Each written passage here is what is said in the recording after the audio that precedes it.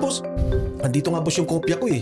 Yung SARO ng unprogrammed allocation, Oo. February lumabas. Grabe. Eh, ang aga-aga nun eh. Dapat mga December yun lumalabas na. Ipaliwanag natin sa tao, ano ibig sabihin ng SARO? Okay, yung SARO po, ito yung parang nilalabas na ng pondo ng gobyerno. Sabi nila, ito may pondo na tayo, pinapondahan ko na itong proyektong to.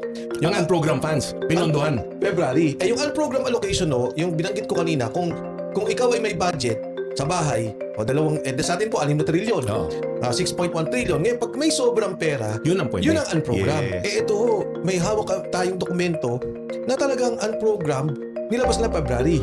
Nung tanongin si Saldico about 100 billion, every year since 2023, 24, 25, 100 billion pinapasingit ni Presidente. At umutang tayo para tustusan tong unprogrammed funds, di ba? Kasi Yes. sa utang yung pera na imugot iba doon. Yes. PhilHealth, PDIC na Yes. pera. Tapos sa pagkakaintindi ko, yung PDIC, PhilHealth at saka yung pera na nakalaan talaga sa proyekto like yung Yes. Metro Manila Subway, Yes. hinugot nila yung pera doon, nilagay sa unprogrammed funds itong flood control. Yes. Alam mo, Tony Clint, nung pinag-uusapan namin yung ilang former cabinet, Yeah. sabi lang, galing nito, no? Parang galing. Sabi ko, walang magaling. Sabi na, bakit? Wala lang silang pakialam. Oh. Malang